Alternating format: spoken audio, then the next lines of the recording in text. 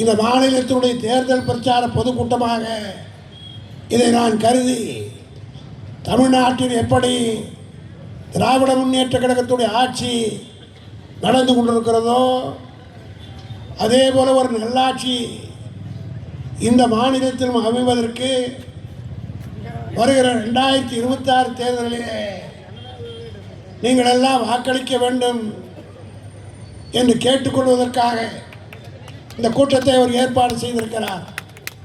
இது ஒரு நல்ல துவக்கம். இந்த கூட்டம் அறிவிக்கப்பட்ட உடனே காலையிலே நீங்கள் எல்லாம் பார்த்திருப்பீர்கள். இதுவரையிலே நம்முடைய கூட்டணியிலே இல்லாத விஜயகாந்த் அவர்களால் துவக்கப்பட்டு தேமுதிக என்கிற ஒரு கட்சி திராவிட முன்னேற்ற கழகத்தோடு இதுவரையிலே கூட்டு சேராமல் இருந்தது. இன்றைக்கு காலை அண்ணா அறிவாலயத்திலே கூடுதலாக நமக்கு ஒரு வரவு வந்திருக்கிற இந்த நேரத்தில் இங்கே சென்டிமெண்டலாக இந்த தேர்தல் பிரச்சார கூட்டத்தை துவக்குகிற போது நிச்சயமாக வெற்றி பெறப்போவது நாம் தான் என்பதற்குரிய ஒரு எடுத்துக்காட்டாக இது அமையும் என்று நான் கருதுகிறேன். கலைஞர் அவர்கள் மறைந்த நேரத்தில் எல்லோரும் மனப்பால் குடித்தார். இதோடு திமுக முடிந்து விட்டதென்று. ஆனால் அவருடைய மறைவுக்கு பின்னால் இந்த இயக்கத்தினுடைய பொறுப்பை ஏற்றுக்கொண்ட தளபதி மு.க. ஸ்டாலின் அவர்கள் இந்தியாவிலே இன்றைக்கு உச்சத்திலே இருக்கிற ஒரு தலைவராக உயர்ந்திருக்கிறார் என்று சொன்னால் அதற்கு காரணம் அவருடைய உழைப்பு. திராவிட முன்னேற்ற கழகத்திலே வாரிசு அரசியல் என்று பொத்தாம் பொதுவாக பேசுகிறார்களே, அவர்களெல்லாம் மு.க. ஸ்டாலினுடைய வரலாறை கொஞ்சம் படித்து பார்க்க வேண்டும். 1974 ஒரு சாதாரண மாவட்ட பிரதிநிதியாக கிளைக்கழகத்தினுடைய சார்பிலே வந்து சென்னையில் ஒரு மாவட்ட பிரதிநிதியாக, பிறகு பொதுக்குழு உறுப்பினராக 76 அவர் கழகத்தினுடைய குறிப்பாக எம்ஜிஆர் இந்த கட்சி விட்டு போன நேரத்தில் மிகப்பெரிய சோர்வு ஏற்பட்டது. அந்த நேரத்தில் தளபதி மு.க. ஸ்டாலின் அவர்கள் ஊரூராக சென்று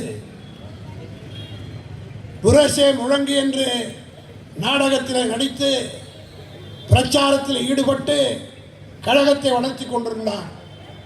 அந்த நேரத்திலே தான் எமர்ஜென்சி வந்தது.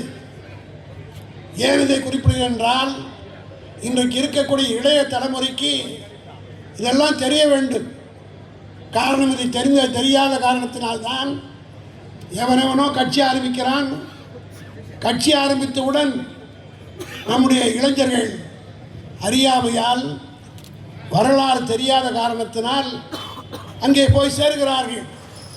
நம்முடைய தலைவர் எப்படிப்பட்ட வரலாற்றுக்கு சொந்தக்காரர் என்பதை நீங்கள் எல்லாம் புரிந்து கொள்ள வேண்டும்.